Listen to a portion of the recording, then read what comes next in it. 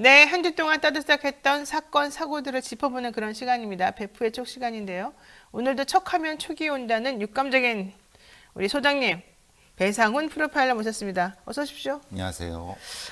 저는 이번 사건은 정말 너무 엽기적인 게, 그리고 너무 일상에서 벌어질 수 있는 일이라서 너무 걱정스러워.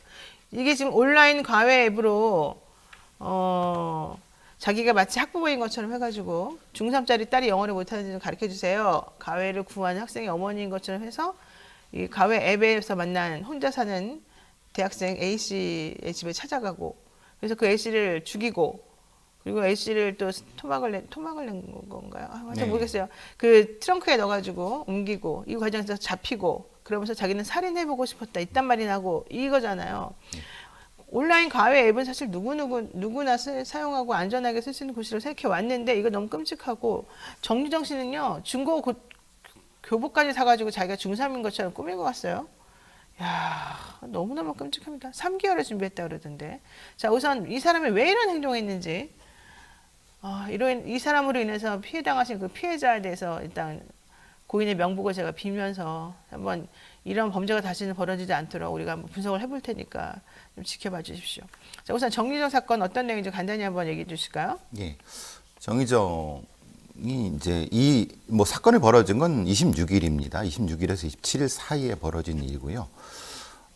온라인 과외 앱이라고 하는 게 사실은 정보의 비대칭성이 있습니다.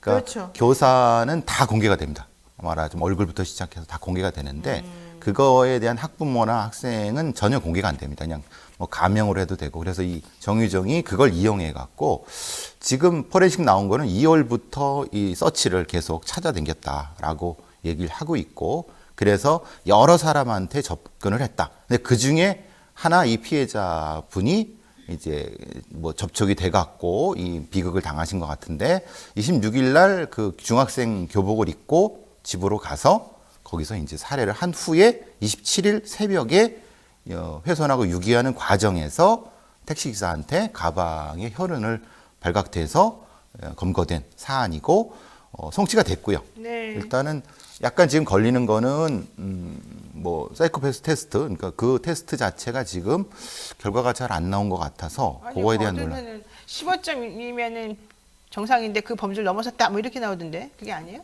그러니까 그거를 이제 검사하는 방법 자체가 좀 독특합니다. PCR 테스트 자체가 우리가 SRS라고 해서 자기 반응식 검사, 그러니까 앙케이트 하는 게 아니라 전 검사, 본 검사, 후 검사 3단계가 있고요.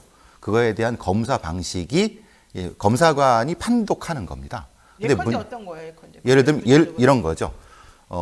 제가 그 사람이라고 생각하고. 예, 그러면 노변의 고등학교 생활기록부라든가 아니면 주변 사람들의 탐문 진술 써서 정신과 의사의 어떤 그런 것들 기초 자료를 분석을 먼저 합니다. 분석을 해서 이 사람은 어떻게 접근해야 될지를 어떤 프레임을 만들어 놓고 그걸 가지고 20문항, 그러니까 그 테스트 20문항을 어떻게 질문할 것인지를 전략을 짜갖고 마치 이렇게 얘기하듯이, 그러니까 이건 검사입니다라고 얘기하지 않고 얘기하듯이 해서 이 20문항에 대한 답을 검사관이 체크하는 겁니다. 예컨대 저의 어린 생활이라든가 학교 어디 나왔는지, 직업이 뭔지, 교육관계 어떤지 이런 걸 다 미리 사전에 조사해서 검사관이 숙지하고 그 질문지를 다 그러니까 조사한 것들을 가지고 다 종합 정리를 해서 얘는 어떤 사람이니까 어떤 식으로 좀 해봐야 되겠구나. 이 사람은 좀 방어 기제가 높은 사람이니까 직접 물어보면 안 되겠구나. 뭐 이런 전략을 세운다는 전략을 거죠. 세워서 주검사관이 질문을 하고 저에게 질문을 하고, 예를 들면 어떤 질문을 해요? 예를 들면 이제 자기 회피성이라는 항목이 있다고 하면은 이제 친구들이랑 뭐 어디에서 주로 만나서 얘기해요? 아니면 뭐 이렇게? 그럼 아니면 주로 이제 어떤 밥을 같이 먹나요? 아니면 뭐 이런 것들. 그런데 그게 왜 자기 회피성이? 왜냐하면 직접적으로 그 대답이 나오는 반응이 바로 나오나, 아니면은 약간 머뭇거리고 나오나, 아니면 약간 그거에 대한 반응을 직접 하지 않고 다르게 돌려서 얘기하느냐, 요거에 대한 판단을 해보고, 그러면 여기서 신호를 주면 요건 뒤쪽으로 문항을 넘어가세요라고 이제 신호가 오면 또 넘어가거나 거기서 또 깊이 들어가거나. 그래서 전 단계 질문이 두 번째 단계에서 질문할 수 있나 아니까 판단하는. 그러니까 이제 사전 자료를 가지고 어느 정도 구조화된 질문지들을 먼저 만들어 놓은 상태에서 협력을 하는 거예요. A하고 B가 조사하시는 분들이. 그러면서 이 배상훈 프로파일러가 먼저 노영이에게 어제 친구들하고 같이 잘 만났냐, 뭘 먹었냐, 누구 만났냐 네. 이런 거 물어봐야 그냥 아무 뭐 범죄랑 무관한 네. 것처럼. 그럼 제가 좀 움찔움찔하거나 대답 안 하거나 이것도 하나의 반응이 되면 그렇죠. 그런 반응을 하게 되면 1번으로 가고 네. 그다음에 저 어제 친구들하고 가서 돈가스 먹었어요. 이렇게 네. 막 금방 대답하면 네. 이게 너무 반응이 또 즉각적이고 너무 마치 머릿속에 기억해 놨다가 그냥 싹 대답하는 것 같으니까 이때는 5번으로 가고 뭐 이런 식으로 네. 좀 한다는 거죠. 그래서 3단계에서 본 질문을 들어갈 것이냐 아니면 2단계에 들어가도 되느냐 이 판단을 해서 질문을 하거나 이 피검사자는 이게 안 드러난다 싶으면은 요건 스킵 뒤로 돌려서 계속 이게 반복 루프되는 형태거든요. 그러니까. 그러니까 그 판단을 해야 되는데 문제는 이거는 아주 숙련된 검사자가 필요합니다.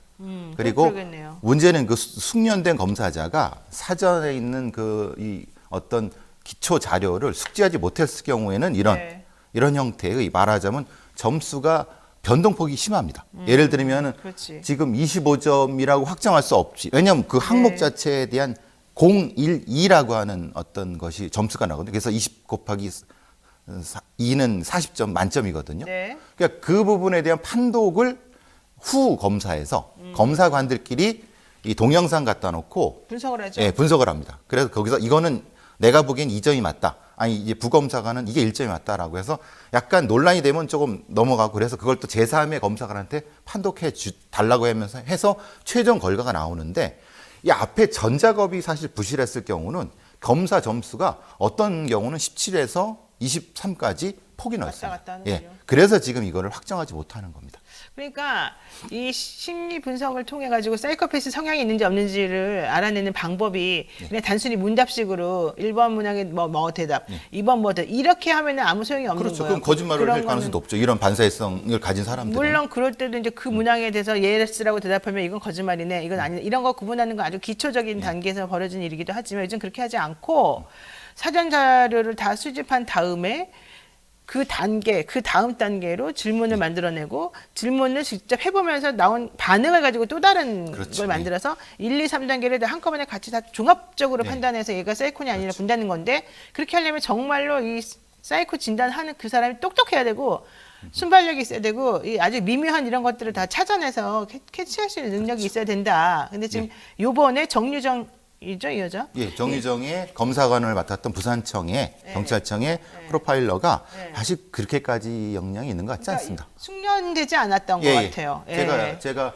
그쪽 부산 쪽에 있는 기자분들 확인해 본 결과 네. 채용된 지가 얼마 안 된 것 같습니다. 그럼 그런 사람한테 시키면 안 되지. 그래서 인턴도 아니고. 그래서 이제 지금 그 문제가 걸려 있는데 그래서 확정하지 못하는 거고 그래서 다시 검찰 단계에서 할 가능성이 높고 근데 어쨌든 왜냐하면 지금 이 부분은 상당히 중요한 부분은 이렇게 이제 제대로 된 검사가 이루어지지 않으면은 이게 재판 단계에서도 굉장히 이 판사님들이나 이 판단하기가 참 어려운 부분이 있습니다. 예. 예. 근데 어제 계속 뉴스 보도 나온 거에는 정유정 씨에 대해서 사이코패스 성향을 검사해 봤더니 뭐 정상인이면 15점이 나와야 되는데 그 이상이 나왔다. 그러니까 구체적인 수치도 말하지 않고 그 이상이 나왔다. 이렇게 애매하게 말하더라고요. 그래서 내가 이거 뭔가 오염됐구나. 예. 뭔가 정확히 아시는 뭔가 좀 것 같아요. 잘못됐구나. 그러니까 나왔다고는 해야 될 것 같은데 구체적으로 뭐라고 말을 못 하겠게 하는구나. 하면은 문제가 될 것 같으니까 네. 뭐 저 심리학 공부하셨으니까 이런 오류들이 있을 수 있습니다. 중요한 오류. 네, 근데 중요한 오류예요. 있어서는 안 되는 오류가 생겼을 그렇죠. 수 있어서 한번 짚고 넘어간 겁니다. 자, 어쨌든 보도에 따르면 고 위험군이 25점을 넘은 것으로 전해진다. 정유정. 만약에 이제 이것이 사실이라고 치고 오류가 없었다고 치고 네. 정유정은 그러면 어떤 유형의 사이코패스라고 분류가 됩니까? 제가 이제 분석한 부분은 이게 이제 고의정하고는 좀 다른 형태, 이른바 이제 그 직접 찾아다니면서 사냥을 하는 네. 이게 트롤러형, 말하는 트롤러라는 게 이제 보통 한 4가지를 구분을 합니다. 이게 트래퍼, 네. 덫을 파는 자, 트리퍼, 여행을 하면서 사냥하는 그러니까 트롤러, 이게 주변을 어슬렁거리면서 사냥하는 네. 그러니까 트래커라고 하는 건 그 신림역 그 살인 사건처럼 역에서 이런 거점에서 쭉 따라붙어서 나타나는 그러니까 4가지 유형 중에 하나라고 하면 이 정유정은 트롤러 형태가 가능하고 우리가 말하는 고유정 같은 경우는 트래퍼입니다. 트래퍼. 덫을 파놓고 살인을 하는. 그러니까 고유정은 덫을 파놓고 기다렸다가 딱 걸려드는 사람을 이렇게 예, 하는 마치 거고. 그 거미같이. 거미처럼. 예, 이렇게 되는 거고. 정유정은? 은 지속적으로 그 사이트를 서치해 갖고 쭉 찾아다니다가 첫 번째 걸리는 피해자를 죽이겠다는 생각을 했다고 합니다. 네. 그러니까 이게 이 피해자가 뭐 딱히 뭐에 맞춰서 그런 것이 아니라 자기가 설정한 기준을 쭉 찾다가 딱 해서 사실 좀 안타깝게 그렇게 된 거죠. 왜 그러는 거예요? 그래서 그런 형태를 보통 이제 뭐 이제 쾌락살인이라고 부르는 건 본인이 얘기한 건 그것이 맞다고 보면은 살인을 하고 싶다라고 하는 것을 봤을 때 만약에 이전에 어떤 뭐 반려동물 같은이라든가 고양이나 개 같은 존재를 죽이거나 아니면 뭔가 그런 걸 경험했다고 하면 네. 그 죽음을 인간한테 옮겨오고 싶은 욕망이 있다고 하면은 그러면 그럴 가능성이 있죠. 그러니까 내가 듣기로는 이 여자분은 고등학교 졸업한 이후에 특별하게 취직하거나 사람들하고 관계를 갖지 않고. 그건 본인 주장입니다. 그러니까 그렇게 했다고 이제 주장을 하면서. 네. 그래서 그거는 전 신뢰하지 근데 않습니다. 핸드폰에도 전혀 이런 상호작용한 내용이 없다 그러는데. 그래서 더 위험한 게 우리가 보통 핸드폰으로 소통한다는 것은 정상 사람이죠. 네. 다른 루트로 소통하는 건 더 이상하죠. 그래서 이제 그거를 못 찾은 것 같습니다. 아, 그래요? 예. 그러니까 이제 말하자면 이게 직접적으로 쫓아다니면서 소통하는 방식, 소통도 이제 일방적 방식. 이게 우리가 이 핸드폰이라는 건 상호작용이지 않습니까? 이게 상호작용을 안 하는 존재 같아요. 그래서 본인이 얘기하는 건 이제 자기는 뭐 고등학교 때부터 그랬다고 하는데 고등학교의 친구들이라고 하는 주변 사람 얘기 들어보면 전혀 다 다릅니다. 말들이 다 달라요. 다 달라요. 그러니까 얘는 그런 애는 아닌데 또 어떤 경우는 완전히 무서운 애예요. 그러니까 그건 뭐냐면은 진짜 그럴 수도 있지만은 자기를 잘 지운다는 의미입니다. 자기 흔적을. 근데 저는 이 사람 보면은 또 그렇게 똑똑해 보이지는 않는. 똑똑하지 않습니다. 우리가 사이코패스를 굉장히 똑똑한 존재로 착각하는데 그 부분은 똑똑한데 다른 부분에 있어서는 별로 관심이 없는. 그러니까 네. 좀 되게 생각보다 허술한 부분이 허술하죠. 많아요. 아니 그럼 택시 운전사가 이상하게 볼 정도로 트렁크를 들고 돌아다니고 혈흔이 묻는 거 신경 안 쓰고 다니는 거는 그렇죠. 정상적이지가 않잖아요. 그렇죠. 그래서 이제 보통 사이코패스를 완벽하다고 하는 건 착각이 뭐냐면 우리는 사이코패스 연쇄살인범의 결과 10범, 20범을 보고 나서 완벽하다 생각하지만 초기의 사이코패스의 행동은 굉장히 허술합니다. 근데 그 경험치가 빠르게 오류를 극복합니다. 그래요. 예, 한 서너 번의 살인을 하면 그 다음부터는 못 잡습니다. 그러니까 서너 번 살인자가 있고 10몇 번이 있고 대충 10범 정도가 없는 이유는 초기에는 오류를 극복해서 쭉 하다가 마지막에 자신을 너무 과신하다가 잡히는. 그래서 이제 사이코패스가 완벽하다고는 일종의 어떤 사회적 망상이라는 어떤 오류가 생기는 겁니다. 지금 배상훈 프로파일러가 이렇게 언론에서 인터뷰를 했어요. 오랜 기간 고립된 생활을 할 때 정유정의 사이코패스 성향이 각성된 것으로 보인다. 사이코패스 각성이 일어나면 현실 감각을 잃어버리는 경우가 많다. 특히 정유정이 현실 감각을 잃은 듯한 모습이 여기저기서 보이는데 처음부터 A씨를 살해할 마음은 있었지만 살인 이후에야 뭐 여행용 캐리어 등 유기에 필요한 물건들을 준비했다든가. 예. 만약에 이게 정말로 제대로 된 계획적인 살인이고 뭐 그랬으면 미리미리 다 준비해놨겠죠. 그렇죠. 근데 그렇지 않고 사람을 죽이고 난 다음에야 필요한 물건이 없네. 아 가서 가방 사와야지. 이러고 나갔다 왔다는 거잖아요. 처음에 흉기도 그렇습니다. 흉기도 처음에 준비한 흉기는 별거 아닙니다. 요만했는데 자기가 살인을 하다 보니까 이게 아닌 것 같아라고 해서 그 중간에 나갔다 옵니다. 그거 사러. 그게 뭔데요? 일반하다는 게. 작은 과도 같은 건데 그걸로 못 죽이겠으니까 나갔다 왔다. 아니 죽여본 거죠. 죽였는데 이게 안 되니까 그 다음에 이제 죽였는데 뭐가 안 돼? 이게 이제 왜 제가 각성이라는 말을 썼냐면 손의 감각이 틀립니다. 그러니까 이제 손을 하는. 그래서 이제 이게 아닌데 하고 사갖고 이만한 칼을 사갖고 한 거죠. 구체적으로 말씀드리기 어렵지만 그래서 이제 이게 이제 각성 단계가 실시간으로 확 변하는구나 말씀드린 그것 때문에 그렇습니다. 그러니까 죽이는 것과 훼손한 게 다릅니다. 그러니까 강한 충동, 자극, 죽이고 싶다 이런 것 예. 때문에 죽이는 데 집중하는데 예. 그 나머지 것들은 다 허술하게 했다가 예. 죽이고 나니까 이제 필요해서 그때 다시 또 깨어나가지고 계속 집에 갔다 옵니다. 집을 2번을 갔다 옵니다. 그러니까요. 그리고 마트도 갔다 옵니다. 그러니까요. 그러니까 그게 우리가 보통 살인자의 완벽성 아니면 증거 인멸성하고는 관계없어요. 그거 신경 안 쓰는 겁니다. 그냥 자기가 내가 이 살인을 했는데 이렇게 해보니까 이게 다른 감각은 사라져 버리는 거죠. 이게 이제 각성 단계에서 나타날 수 있는 겁니다. 와 너무 무섭네요.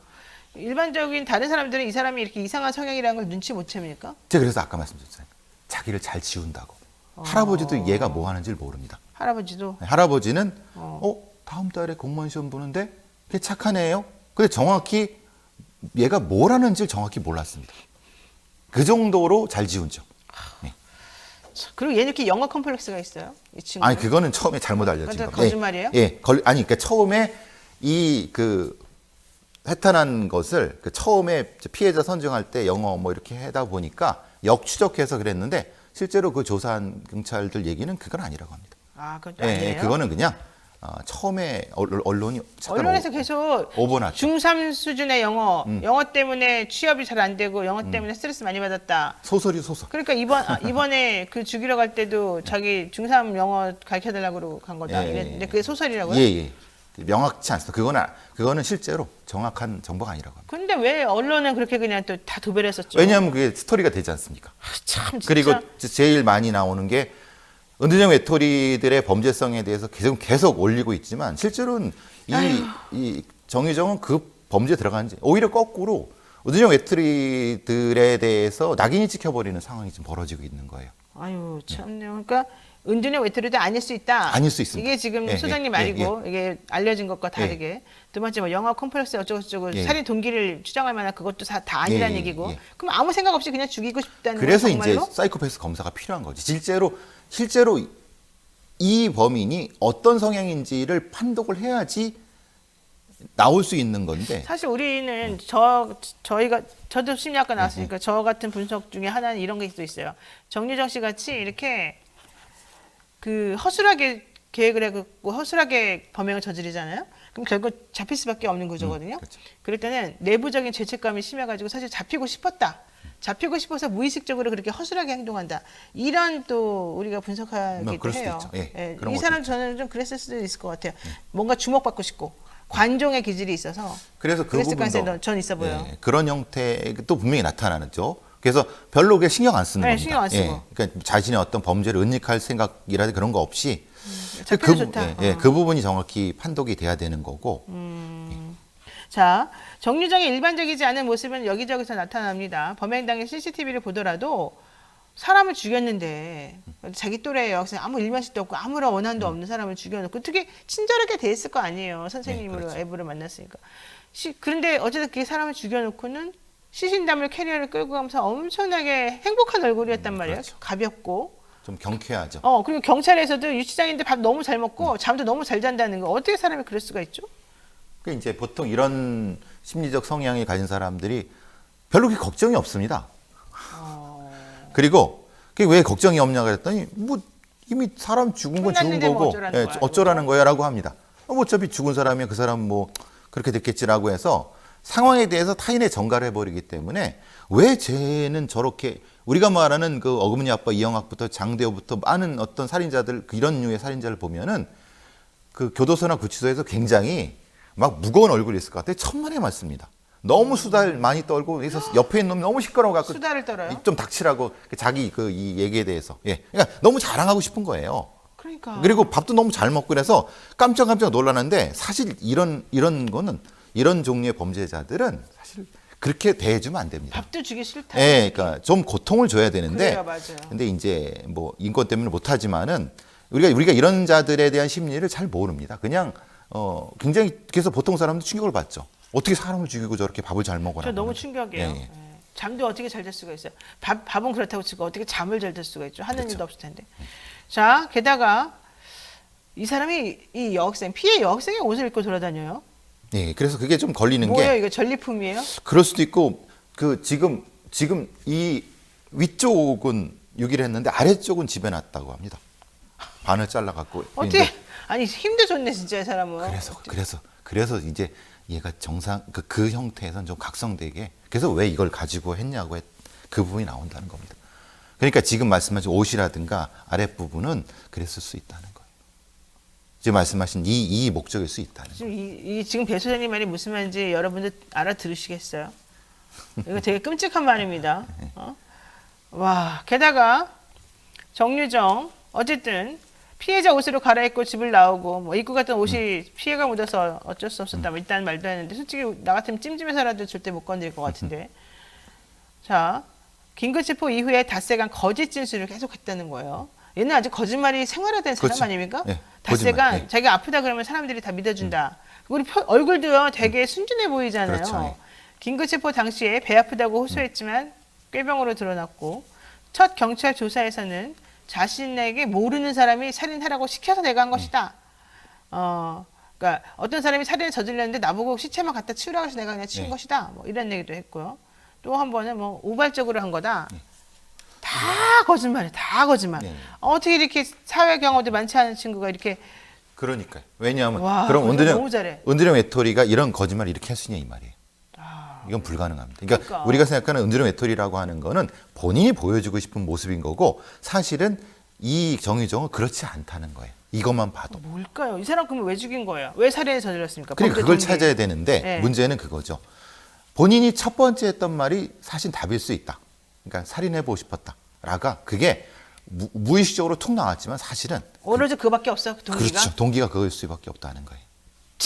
일면식도 없는 사람을 예.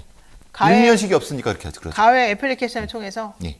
이 사람이 이전에는 이런 종류의 범행 시도를 하지 않았을까요? 이게 처음이었을까요? 기록이 없습니다.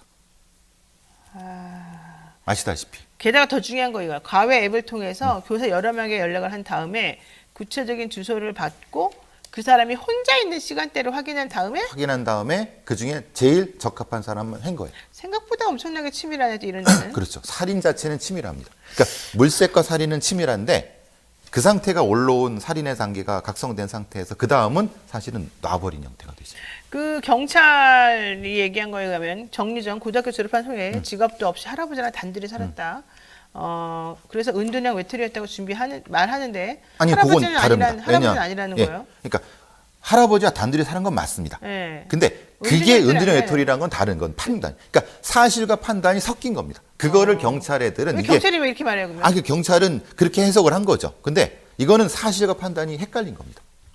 그러니까 경찰은 판단하면 안 되죠. 그러니까 어쨌든 우리 소장님이 판단하시기엔 뭐예요 그러면? 그러니까 이거는 은둔형 외톨이를 가장했을 가능성이 높습니다. 은둔형 외톨이를 과장했다. 예. 그럼 뭐예요? 할아버지하고는 제가 보기엔 정상적인 의사소통 많이 한 것 같고. 아니 그렇지도 않은 것 그렇지도 같습니다. 왜냐하면 그건 할아버지가 네, 이 할아버지 착하다고 막 그러잖아요. 정유정을 지켜주려고 아. 자기 손자니까 거짓말을 많이 하시는 것 같습니다. 왜냐하면 그건 자기 손녀니까 그런데 실제로는 그렇게 유대 관계가 그렇게 높는 것 같지 그럼 않습니다. 할아버지는 모르죠. 몰랐던 거죠. 손녀를 몰라. 네, 몰랐던 거죠. 왜 이 사람은 부모는 없어요? 죽지는 않았다고 하는데 네. 따로 산다고 합니다. 아마 이게 다른 가정사가 있는 것 같습니다. 정유- 그래서 더 문제가 된 것 같습니다. 정유정은 사회 유대 관계가 없고 폐쇄적인 성격이라고 이제 경찰 주장입니다. 예. 집 밖으로 외출하는 일이 드물고 집에서는 범죄 관련 소설과 온라인 컨텐츠를 자주 보는 것으로 알려졌다. 뭐 당연히 집에만 있으면 이런 거 자주 보게 네, 되겠죠. 그렇죠. 휴대전화 이용 내역을 봐도 다른 사람하고 연락을 주고받은 건 없었다. 2018년도에 고등학교를 졸업한 뒤에 5년 동안 별다른 직업 없이 할아버지와 단둘이 살았다. 그럼 할아버지랑 어떻게 호구지책을 마련했어요? 먹고 사는 건 어떤 돈으로 해요? 그 할아버지 돈으로? 할아버지의 그런 거 있지 않습니까? 기초연금 예, 이런 걸로? 그런 형태로. 정유정의 할아버지는 MBC와 인터뷰에서 다음 달이 시험입니다. 공무원 필기 시험이 있어요. 독서실, 도서관 이런 데서 공부하는 줄 알았는데 나는 상상도 못했습니다. 전혀 몰랐죠. 안 그래도 조용한 성격인데 취업이 잘 안 돼서 힘들어하는 걸로만 알았어요. 이랬단 말이죠. 전혀 모르는 겁니다. 할아버지가? 예, 얘가 어떤 애인지를 잘 모르는 겁니다. 아이고, 자 요즘 범죄 수사물이 너무 심취해서 이런 일이 벌어진다. 우리가 보통 옛날에 범죄가 늘어나는 것에 대해서 이거 모방학습이다. 그러니까 텔레비전에서 너무 나쁜 거 보이지 말아라. 이런 것도 있었고 아니다. 뭐 그 무슨 상관이야. 오히려 대리로 그런 거 해주니까 승화시켜가지고 범죄는 더 줄어든다. 뭐 이렇게 양쪽에서 의견이 왔다 갔다 하거든요. 어떻게 하셔야 하는 그러니까 게 이제 맞겠어요? 분명히 언론이라든가 매체의 재현윤리라고 하는데 네네. 재현윤리에 대한 기준은 분명히 있어야 될 것 같습니다. 그 부분에 대해서는 분명히 그 검토가 필요한데 네. 그게 꼭 연결이 된다고 볼 수는 없다는 거예요. 네, 알겠습니다. 정유정 정말 특이한 사람인데 계속 나오는 대로 한번 얘기해 보도록 하고요. 요거 얘기 하나만 해보겠습니다. 이동관 씨 아시죠? 이번에 방통위원장 후보로 거론되고 있는 MB 때. 네. 대변이셨죠. 예. 네, 그 이동관 씨가 여러 가지 문제 얘기가 있습니다만 특히 가장 지금 문제가 되는 건 아들이 하나고등학교 다닐 때 학폭 가해자였고 네, 그랬다 그래야 돼요. 그 당시에 제가 뭐 카톡으로도 보내드렸으면 다만 그 당시에 피해자 학생들을 일주일에 막 두세 번씩 불러가지고 아주 정기적으로 막 때리고 침대에 눕혀놓고도 때리고 아주 질이 나쁜 행동을 많이 했었다는 거잖아요. 그랬는데 나중에 학폭위 자체를 열지를 않고 선생님이 왜 안 열었냐 그랬더니 뭐 피해자하고 합의 받고 뭐 좀 조용히 끝내고 싶어 했고 뭐 이딴 얘기를 합니다. 이게 이제 2015년도에 있었던 그 교육감 조희영 교육감에게 청문회인가요? 거기에서 이제 물어본 내용이었었어요, 국회의원들이. 그래서 이제 밝혀진 게 이제 그런 것들이었는데 하나고 선생님도 나와서 잘못한 걸 인정을 했죠. 그러면 고 학생, 그다음에 정순신 씨, 지난번에 얘기됐던 정순신 씨의 아들 학생, 그 학생도 엄청 좋은 학교에서 민사고에서 또 자기와 같은 또래인 친구들을 그렇게 괴롭혔었다는 거잖아요.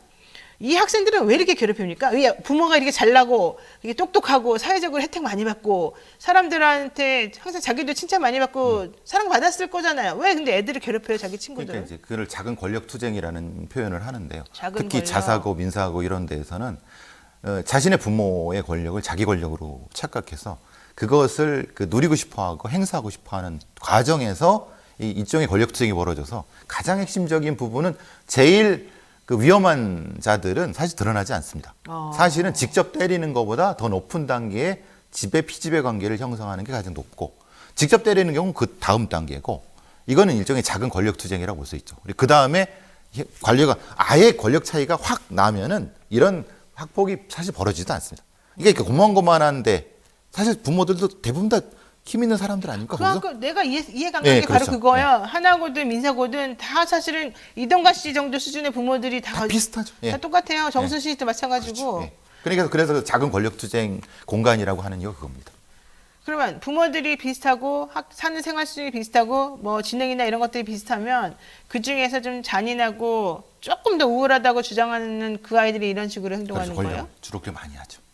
그거를 부모님들은 고쳐주지 않아요? 왜 고쳐주겠습니까? 그게 잘났다고 하겠죠. 우리 왜 잘했다 그럴까 오히려? 아니 왜 우리의 기죽이냐 그러잖아요. 부모가 선생이 뭐라 그러면 왜 우리의 기죽이냐고 우리에게는 리더가 될 건데 그 사람은 바로 나옵니다. 그 사람은 옳고 그름도 모릅니까? 옳고 그렇으면 그걸 하겠습니까? 아이고. 그래서 이제 학폭은 작은 사회라고 합니다. 그러니까요. 너무 무섭네요. 자, 여기 제가 그냥 간단하게 지금 이동관 씨 얘기가 나오고 특히 이동관 씨 아들 문제 나오고 정순 씨도 지난번에 자기 아들 때문에 지금 그렇게 되고 근데 이게 학폭이라고 하는 게 그냥 넘어갈 문제는 아니기 때문에 제가 한번 짚어보는 의미에서 특히 그 학생들은 왜 그런 나쁜 짓을 했는지 심리적인 게다가 더 문제는 그런 식으로 학교에서 무마시켜주고 그래도 좋은 대학교 가게 해줬잖아요. 결국 부모들이. 그러면 얘는 난 이렇게 해도 되는구나. 난 역시 훌륭해. 나는 뭐든지 빠져나갈 수 있어. 이런 생각 가질까 봐 저는 꽤 걱정해요. 그래서 그 사람들이 소시오패스가 되는 겁니다. 그런 존재를 소시오패스라고 하는 겁니다. 권력을 가진 그 학생들. 네, 나중에 성인이 되면 소시오패스가 되는 거죠. 권력을 가지고 타인을 착취해도 아무런 죄책감을 느끼지 못해요. 그러니까 그런 사람이 될까 봐. 그런 사람들이 되는 겁니다. 그런 사람. 그런 사람들이 학교가 그런 사람을 만들지 말아야 되는데 네. 오히려 학교가 그런 사람을 만드는 거죠. 와, 이게 그냥 넘어갈 문제가 아니네. 이 얘기는 한번 저희가 다음에 시간 내서 또 한번 맞춰보도록 하겠습니다. 오늘 배상원 프로파일러는 여기까지 얘기 나눠야 될 것 같은데 여러분들도 한번 생각해 보세요. 얼마나 끔찍한 사람들을 우리가 양산하고 있는가. 교육이라는 현장에서 이게 말이 되는가. 사회적 리더라는 사람들이 그런 식으로 행동하는 게 타당한가. 이상합니다. 자, 오늘 말씀 고맙습니다. 감사합니다.